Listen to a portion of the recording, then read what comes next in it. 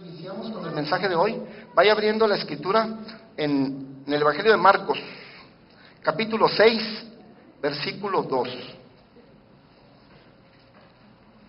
Marcos capítulo 6, versículo 2. Es un gusto, es un gozo poder compartir la palabra de Dios y enseñar lo que Dios tiene para este domingo para nosotros. Dios tiene algo maravilloso y escucha bien la palabra del día de hoy. Hemos titulado el mensaje de hoy, Dios es puntual. Ese es el mensaje de hoy, es el título como lo hemos puesto a este mensaje. Dios es puntual. Todos entendemos lo que es ser puntual, ¿verdad? ¿Cuántos de los que me están escuchando son puntuales? En serio. ¿Cuántos de los que me están escuchando son puntuales? No eche mentiras, no eche mentiras, sea puntual. Eres puntual a cualquier cita, eres puntual en tu trabajo, eres puntual en la escuela, eres puntual con tu esposa, eres puntual en una cita. ¿Eres puntual realmente? Qué bueno, que hay algunos que dicen amén. Pero si hay alguien puntual, es Dios. Dios es puntual, o sea, Dios nunca llega tarde, pero tampoco llega antes. Por favor, iglesia, tienes que entender esto. Dios es puntual, pero nunca llega tarde, pero tampoco te llega antes. Todos quisiéramos que Dios fuera algo así como que llega antes, o sea, y la cosa se está poniendo, llega antes, o sea, ¿para qué llega antes? No, Dios no va a llegar antes, tampoco te va a llegar tarde, te va a llegar en el momento que tiene que llegar. En el preciso momento en que Dios tiene que llegar a tu vida, a resolver lo que tenga que resolver, ayudarte, echarte la mano, en ese momento Dios va a llegar. Y a veces nos desesperamos porque queremos que ya llegue, y no. Dios mismo es puntual porque Él mismo se exige. Él mismo, como Dios, se exige ser puntual en lo que va a hacer, en lo que va a obrar en tu vida, en la hora exacta que tiene que hacer lo que tiene que hacer. Ahorita veíamos en Génesis, el versículo que usamos para las ofrendas y diezmos, cómo le dijo Dios a Abraham que había un tiempo señalado. Sí, era un tiempo señalado. Después de 25 años de que le dieron la promesa a Abraham, ese era el tiempo señalado después de 25. Tenía que esperar 25 años, Dios no iba a llegar con el hijo de la promesa en cualquier momento o antes de los 25 años, tenía que ser después de los 25 años. Y llegó el tiempo señalado y llegó el tiempo señalado. Pero Dios no se pasó de ese tiempo. Ni llegó antes ni llegó después, llegó en el momento que tiene que llegar. Eso te debe dar a ti un alivio, una paz, una tranquilidad. Si hasta el día de hoy Dios no ha llegado a ese asunto o a eso que estás viviendo, si Dios no ha llegado, es que no es el tiempo. ¿Alguien sigue escuchando? No es el tiempo. Dios no llega antes, pero tampoco llega tarde. No es el tiempo. Dios dice, todavía tengo que esperar más. ¿Por qué? Pues Dios sabe por qué. Así que vamos a la escritura. Marcos capítulo 6, versículo 2, les dije que la tuvieran lista. Marcos capítulo 6, si no se lo ponen aquí en la pantalla. Dice la escritura, y llegado el día de reposo, comenzó a enseñar, está hablando de Jesucristo, en la sinagoga, y muchos oyéndole se admiraban y decían, ¿de dónde tiene estas cosas? ¿Y qué sabiduría es esta que le es dada? Y estos milagros que por sus manos son hechos. Versículo 3, ¿no es este el carpintero, hijo de María, hermano de Jacobo, de José, de Judas y de Simón? ¿No están también aquí con nosotros sus hermanas? Y se escandalizaban de él. Nos saltamos hasta el versículo 5, estamos en el versículo 3, vete al versículo 5, y no pudo hacer allí ningún milagro, salvo que sanó a unos pocos enfermos, poniendo sobre ellos las manos. Mira qué increíble, estamos aquí en el Evangelio de San Marcos, capítulo 6, versículo 2, y dice la escritura que Jesucristo se fue a su tierra, llamada Nazaret. Nazaret era su tierra, fue donde él se crió, fue donde él creció, ahí fue donde él pasó toda su infancia y toda su adolescencia. Entonces Nazaret era su tierra, entonces decidió, ya estaba él en su ministerio, ya estaba él predicando, ya andaba en su ministerio, ya tenía sus 30 años, y decidió ir a su tierra, Nazaret. Dijo, pues he predicado aquí, allá, ahora voy a ir a mi tierra a predicar. Ahora voy a ir a mi tierra a enseñarles la palabra de Dios. Y llega a Nazaret, a su tierra, y dice que la gente, en cuanto empezó a escucharlo, se quedaron admiradísimos. Dijeron, wow, este Jesús, ¿qué le pasó? ¿Por qué habla con tanta sabiduría? ¿De dónde hace tantos milagros? Si nosotros lo conocemos, yo creo que había gente ahí de la edad de él, de 30 años, que jugaron con él cuando eran niños las canicas. Anduvieron con él jugando muchas cosas, o sea, compartieron con él, lo conocían, porque era de Nazaret. Entonces se quedaron asombrados porque decían, ¿de dónde tiene decían, ¿de dónde tiene tanta sabiduría y de dónde hace tantos milagros si lo conocemos? Yo jugué con él las canicas, le gané a las canicas cuando era niño. Cuando adolescente jugamos juntos PlayStation, nos fuimos a las movies juntos, yo lo conozco. ¿Cómo que ahora viene haciendo milagros? ¿Cómo que ahora viene haciendo todo esto? Sí, así dice, mira, el versículo 2. Y llegado el día de reposo comenzó a enseñar en la sinagoga, y muchos oyéndole se admiraban y decían, ¿de dónde tiene estas cosas? ¿Y qué sabiduría es esta que le es dada? Y estos milagros que por sus manos son hechos. ¿De dónde tiene esta sabiduría? ¿Por qué crees que Jesucristo tenía tanta sabiduría? ¿Cuánto les gustaría recibir sabiduría de parte del cielo? Hay dos clases de sabiduría que nos enseña la Biblia. Hay dos sabidurías. La Biblia habla de dos sabidurías. La sabiduría natural, la sabiduría terrenal, que se le llama sabiduría diabólica, así lo menciona la Biblia. La sabiduría terrenal es sabiduría diabólica, y la sabiduría celestial del cielo, que es la que necesitamos todos nosotros para dirigir nuestras vidas, sabiduría, para saber tomar decisiones. Bueno, ellos notaron que tenían mucha sabiduría y dijeron, ¿de dónde tiene esta sabiduría? ¿Sabes de dónde tenía Jesús esta sabiduría? De estar en la presencia del Padre. Iglesia, no hay otra manera de que tú tengas sabiduría del cielo que pasando tiempo con tu Padre, que pasando tiempo en oración con Dios. ¿Quieres realmente tener sabiduría? Pasa tiempo con Dios. Pasa tiempo con la palabra, pasa tiempo leyendo su palabra, pasa tiempo orando en comunión con Dios. Créeme, te lo vuelvo a repetir, no hay manera de tener sabiduría que teniendo comunión con Dios. Y dijeron, ¿de dónde tiene tanta sabiduría? Pues se la mantenía orando. Jesucristo oraba, lloraba, y subía al monte, iba al desierto y siempre estaba orando. Y era Jesucristo. Imagínate tú y yo que no somos Jesucristo. ¿Necesitaremos orar o no?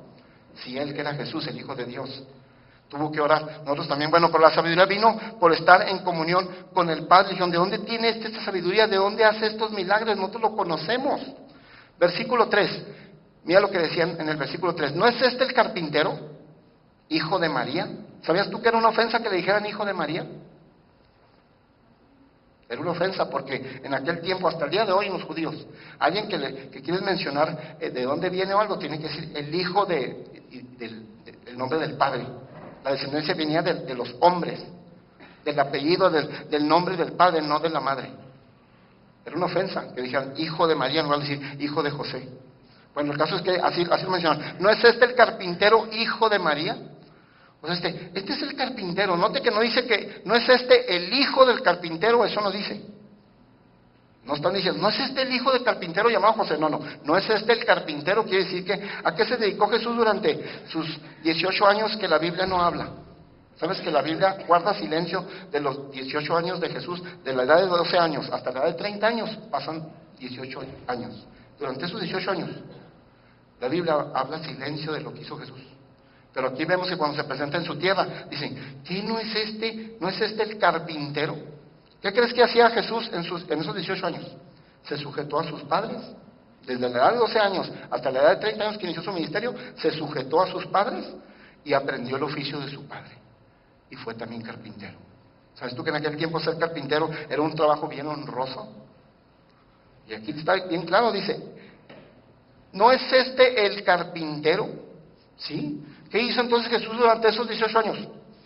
Se sujetó a sus padres, iglesia, se sometió a sus padres y aprendió el oficio de su padre y fue carpintero. Trabajó, como cualquier otro ser humano, trabajó. Hasta que Dios lo llamó a los 30 años, empezó entonces a hacer su ministerio. Pero ahí está, entonces la gente estaba asombrada y decía, pues ¿no es el carpintero? ¿No están aquí sus hermanos? Y hasta nombran los hermanos, los nombres de los hermanos. ¿No está aquí con nosotros Jacobo, José? ¿No está con nosotros aquí Judas, Simón, sus 4 hermanos? ¿Y no están aquí también con nosotros sus hermanas? O sea, Jesucristo tuvo hermanos, tuvo hermanas. Mínimo tuvo 6 hermanos. Iglesia, María dejó de ser virgen. Dicen que María siempre virgen, María, tanta cosa en las tradiciones que se enseñan. erróneas. María dejó de ser virgen. Después de que tuvo a Jesucristo, tuvo mínimo 6 hermanos. Y créeme, esos 6 hijos que tuvo, esos 6 hijos que tuvo María, créeme, esos no vinieron por obra del Espíritu Santo. Esos le entró duro ahí con José. Y tuvo 6 niños. O sea, dejó de ser virgen. Eso es nada más entre paréntesis, pero ahí está la gente admirada diciendo, ¿de dónde tiene esta sabiduría? Este no es un carpintero, si nosotros lo conocemos, yo jugué con él, jugamos fútbol con él, yo lo conozco, ¿cómo ahora tiene esa sabiduría? ¿Cómo ahora hace milagros? Y seguimos leyendo, ¿y sabes qué dice la Escritura en ese pasaje? Que Jesús no pudo hacer ningún milagro. Escucha, mi iglesia. Más adelante dice la Biblia que Jesucristo allí en Nazaret no pudo hacer ningún milagro más que una que otra sanidad imponiendo manos. ¿Por qué crees que no pudo hacer milagros? Porque la gente no lo miraba como el Hijo de Dios. La gente no lo miraba como el Salvador. La gente no lo miraba como el que hace milagros, lo miraba como el carpintero.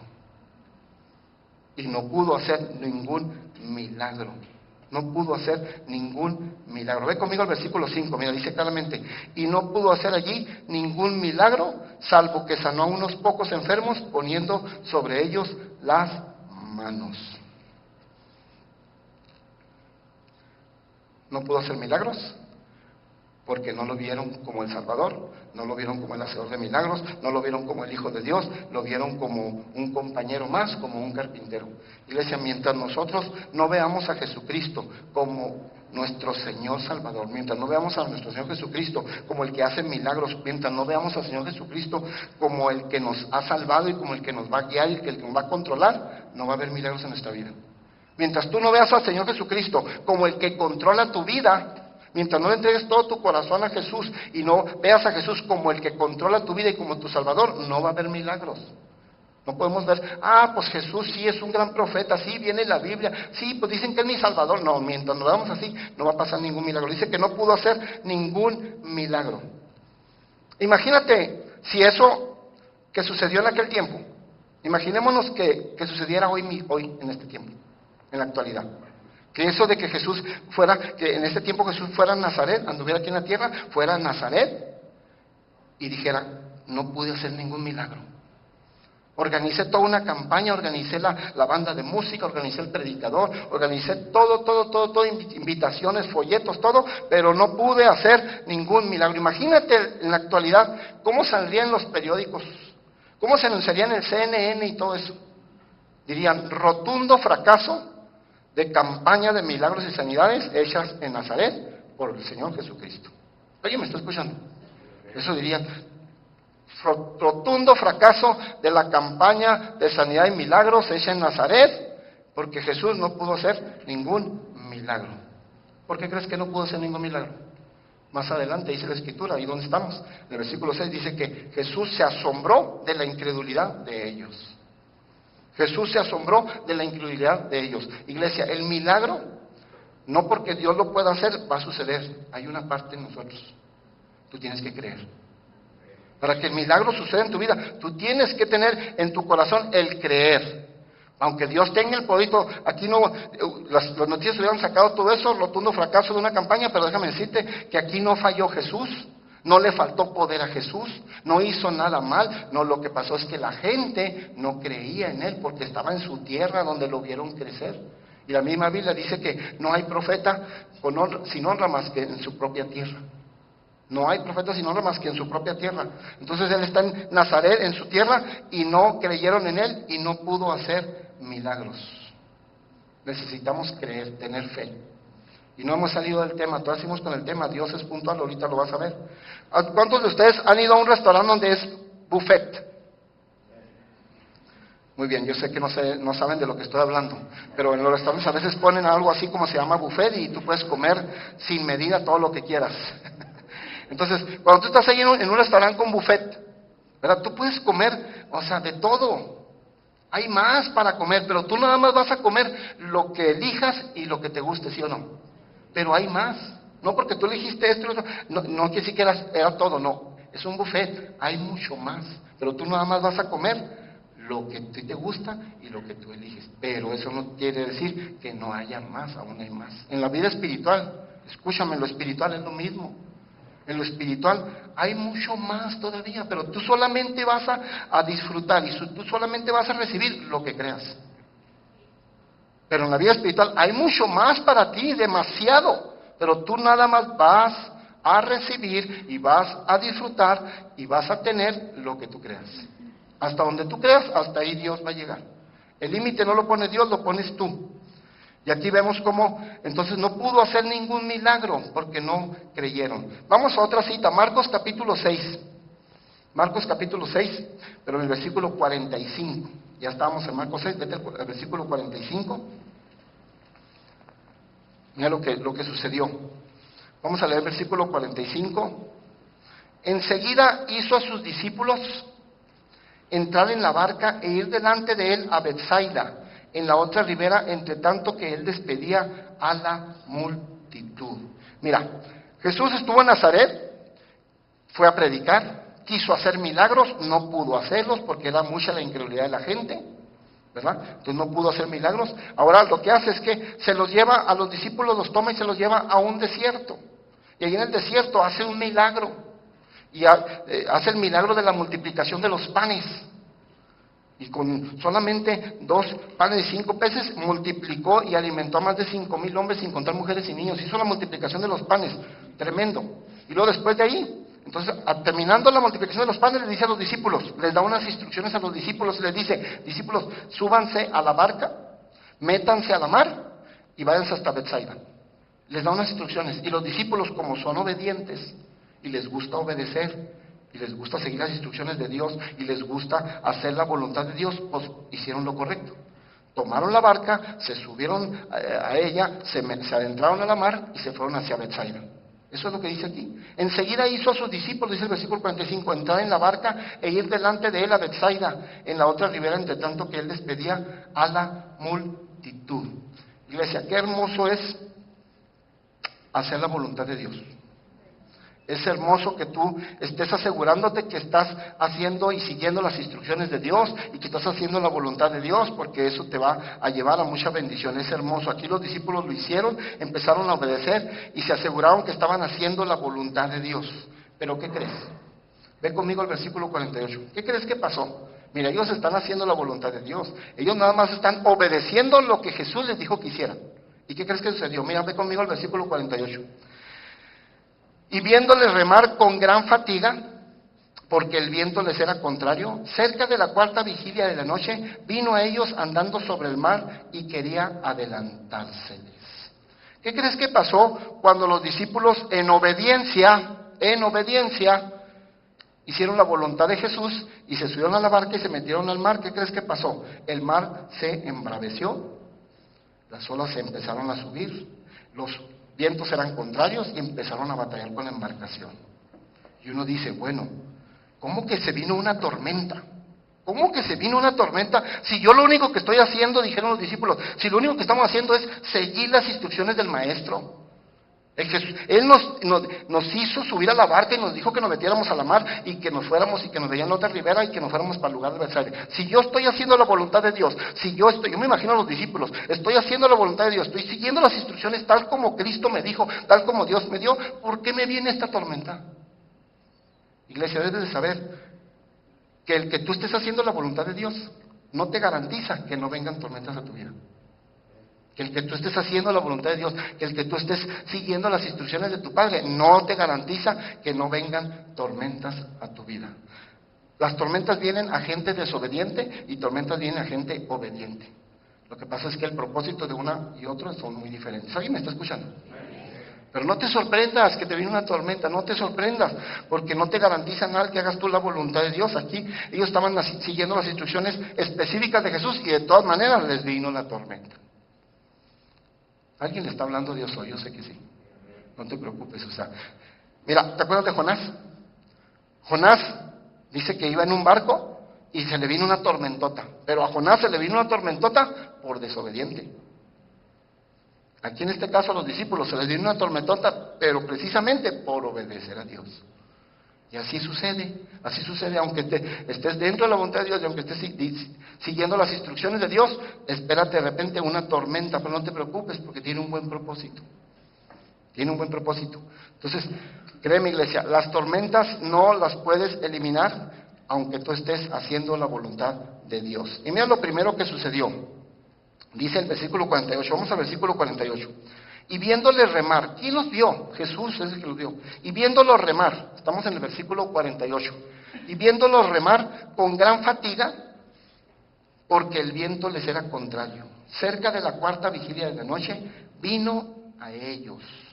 Lo primero que sucedió es que dice, lo primero que Jesús hizo es que dice, vino a ellos. Escucha, iglesia, pero lo primero que Jesús hizo, dice, vino a ellos. Viéndolo remar, Jesús dice, con gran fatiga. ¿Cuánto tiempo tenían remando? No sé, pero yo creo que tenían bastante, puesto que dice que remaban con gran fatiga. O sea, estaban fatigados, ya estaban en las últimas, ya como que ya no tenían fuerzas para seguir remando, ya estaban en las últimas. Pero dice que lo primero que Jesús hizo fue, dice, vino a ellos. Iglesia, debes de saber que Jesús va hasta donde tú estás. Ahí precisamente en el momento, en lo que estás viviendo, en lo que estás pasando, Jesús va hasta donde tú estás. Vino a ellos. Aunque la obra de Dios no se trata de mis problemas. Escucha esto, iglesia. La obra de Dios y el reino de Dios no se trata de mis problemas, ni de mis situaciones, ni de lo que yo viva. La obra de Dios y el reino de Dios se trata de salvar las almas. Y aunque la obra de Dios no se trata de mis problemas, se trata de salvar las almas, Jesús cuando te ve en aprietos, Él va hasta donde tú estás. ¿Sabes qué es lo que hace Jesús? Aunque no se trata de tus problemas, se trata de salvar almas, Él se detiene, hace un alto, se detiene y te atiende. Y deja de hacer lo que está haciendo, escúchame, iglesia, deja de hacer lo que está haciendo por atenderte. Aquí lo vemos. Dice, vino a ellos. No se trataba de ellos, se trataba de las almas, pero vino a ellos. Vino a ellos, dice aquí, que en la cuarta vigilia de la noche. ¿Cuál es la cuarta vigilia de la noche? De entre 3 y 6 de la mañana.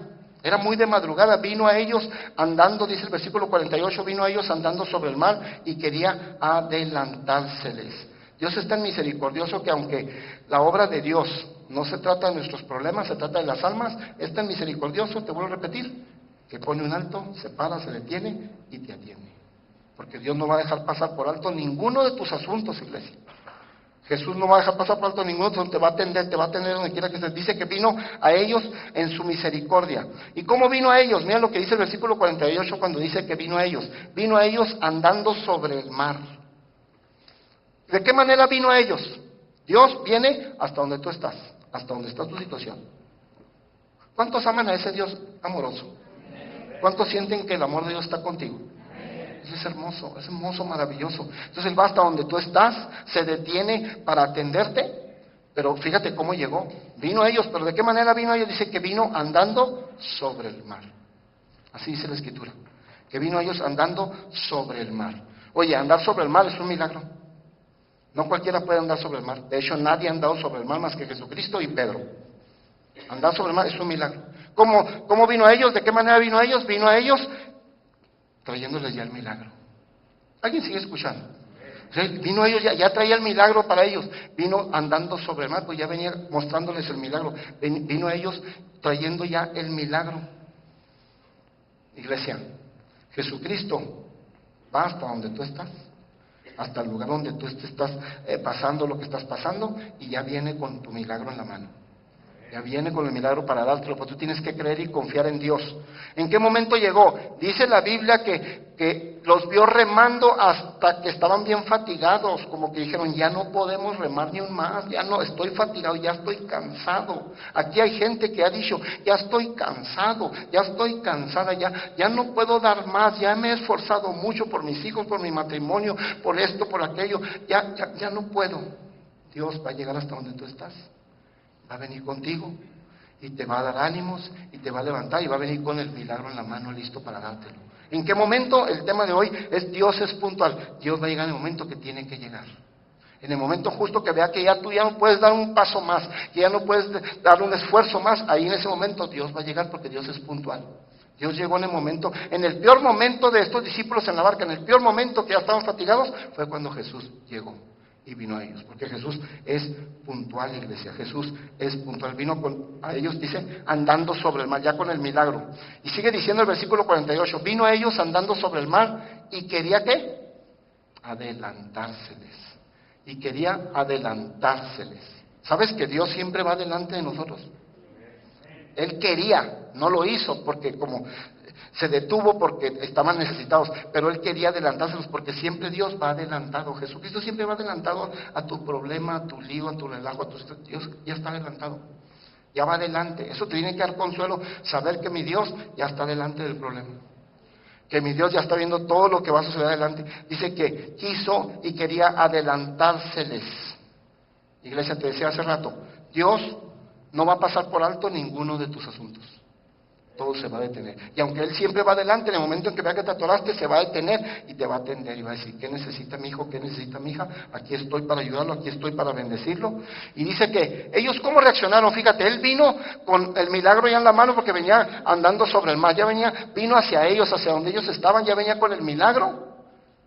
Y se les quiso adelantar. Y a pesar de eso, ¿qué crees? ¿Cómo crees que reaccionaron los discípulos? Reaccionaron turbados. Les dio miedo.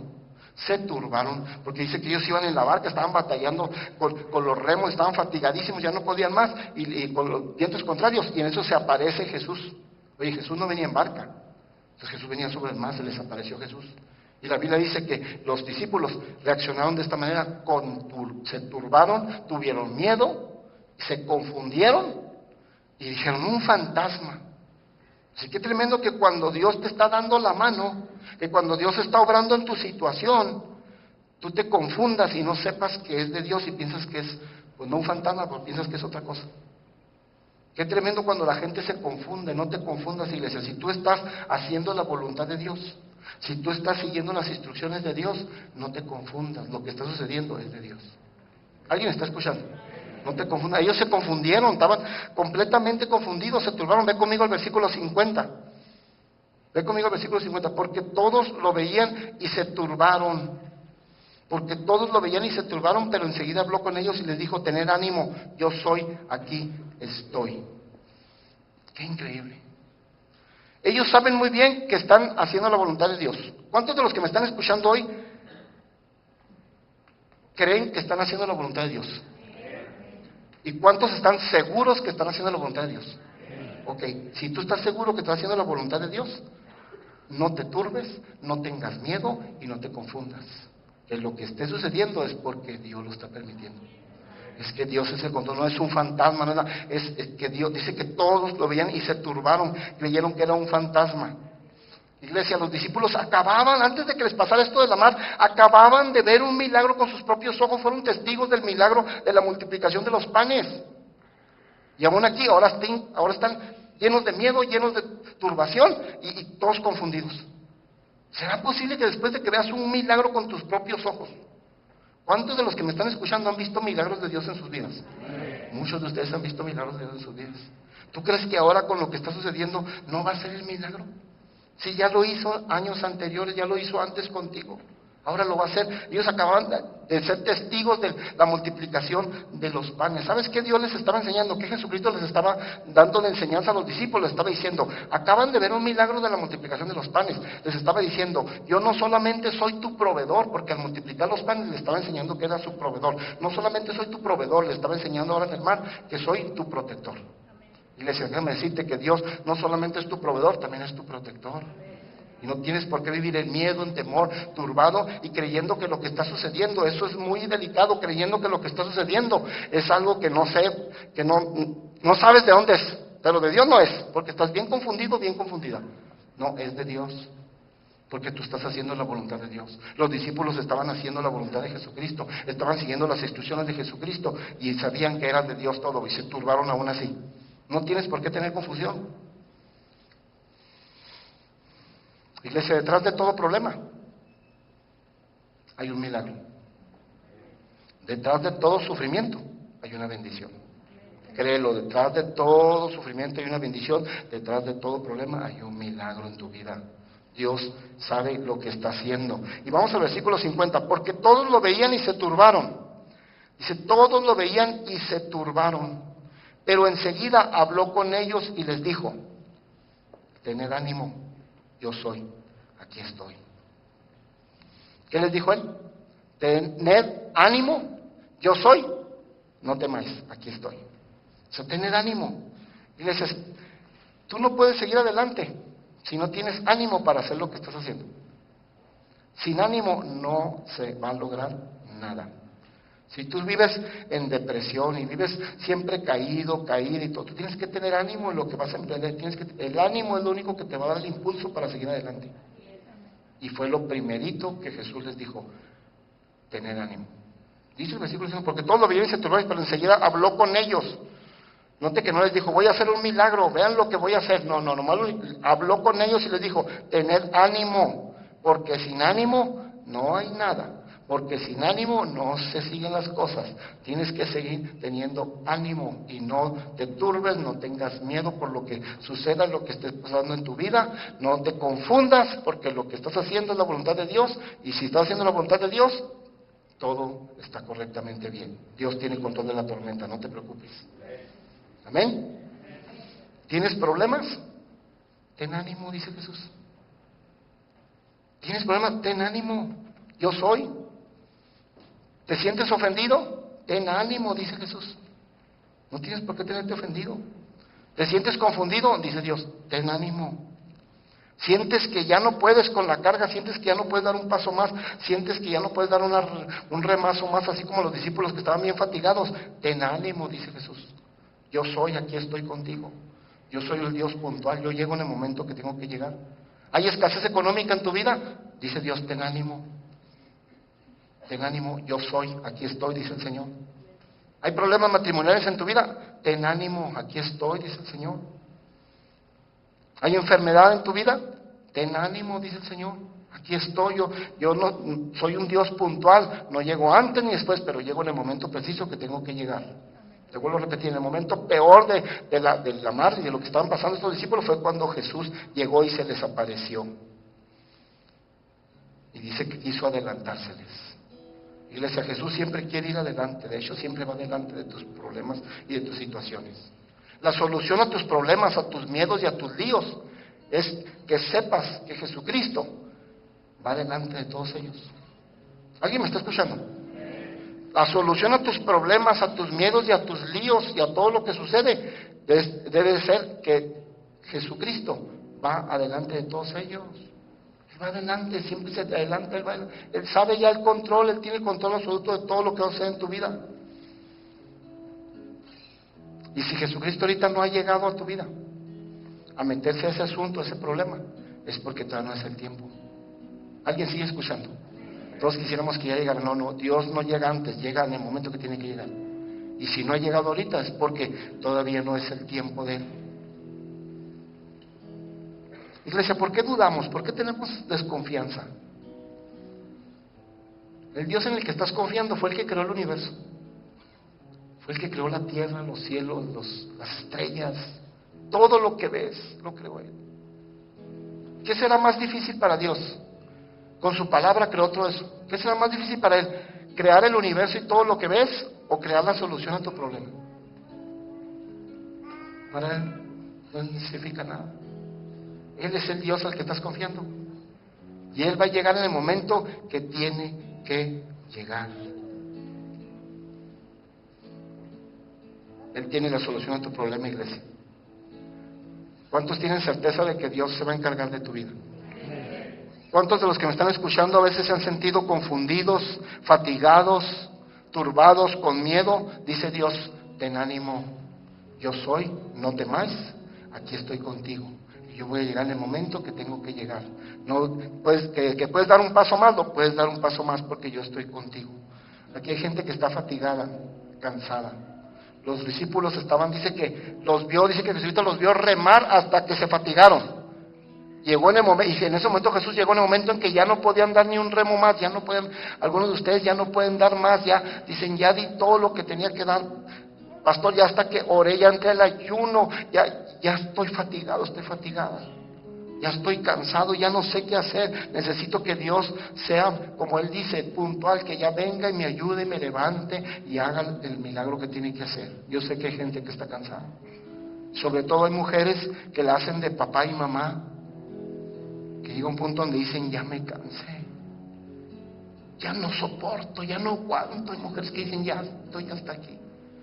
Sí, estoy confiando en Dios, pero estoy cansado tanto, una cosa tras otra. Y estoy orando, pero de todas maneras,